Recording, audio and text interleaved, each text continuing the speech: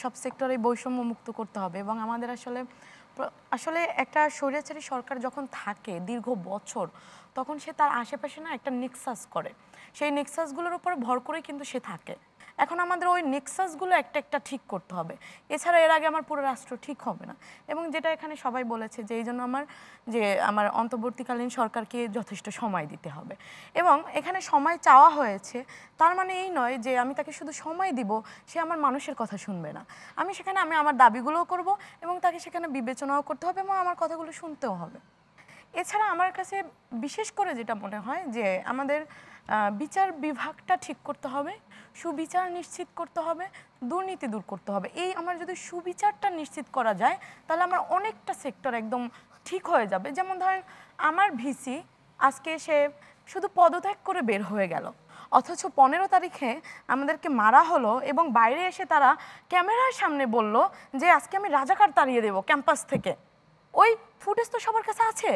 তাহলে সেই বিচারটা কেন আমার ভিসি করলো না? সে যখন দায়িত্বে এসেছে সে তো এই দায়িত্বটা নিয়ে এসেছিল, আমার নিরাপত্তার দায়িত্ব। মানে এগুলো তো চরম লজ্জা। ইউনিভার্সিটিগুলোর যারা অভিভাবক তাদের ভূমিকা তো ছিল প্রচন্ড প্রশ্নবিদ্ধ। জি, এখন সে তো আমার দায়িত্বের নিরাপত্তার দায়িত্বটা নিয়ে এসেছে, তাহলে সে যে ওই দায়িত্বটা অবহেলা করলো, তাহলে তার বিচার করা উচিত। তাহলে সামনে আর কেউ এই কাজটা করবে না, সেই দায়িত্ব বুঝিয়ে আসবে। আবার ধরেন পুলিশ সে চাঁদাবাজি করে, তার আমার কঠোর শাস্তি নিশ্চিত করতে হবে, তাহলে সে চাঁদাবাজি করবে না।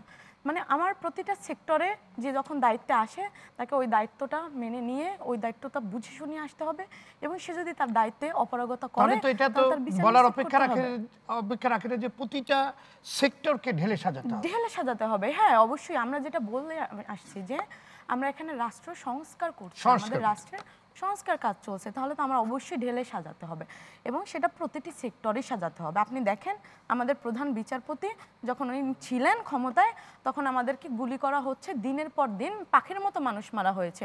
উনি কি দেখেননি?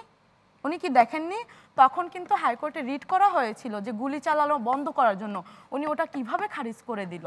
তাহলে আপনি দেখেন এই যে পুলিশ সেক্টরটা দেখেন, তারা কিভাবে মাঠে এসে মানুষকে মারলো। আমি কি করেছি? আমি রাস্তায় দাঁড়িয়েছি, আন্দোলন করেছি, এই অধিকারটুকু তো আমার আছে। সেখানে তো আমি এমন কিছু করি নাই যে আমাকে গুলি করতে হবে। এই যে পুলিশ সেক্টর বলেন, আপনি বিচার বিভাগ বলেন, আপনি ডিবি দেখেন, ডিবিতে ছাত্রদেরকে অন্যায়ভাবে তুলে নিয়ে গেল তারা।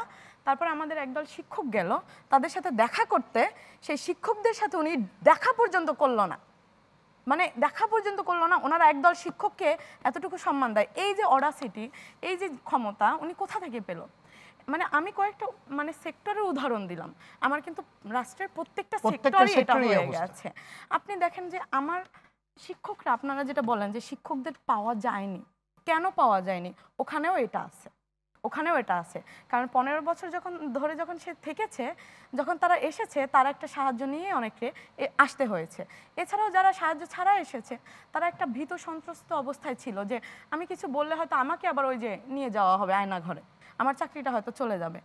এই জন্য আমাদের আসলে সব সেক্টরটাই সাজাতে হবে এবং আমি ব্যক্তিগতভাবে মনে করি প্রত্যেকটা সেক্টরে যারা একদম নিরপেক্ষ এবং যোগ্য এবং তারা দায়িত্বের প্রতি নিষ্ঠ থাকবে, এই ধরনের মানুষকে আমরা প্রত্যেকটা সেক্টরে চাই।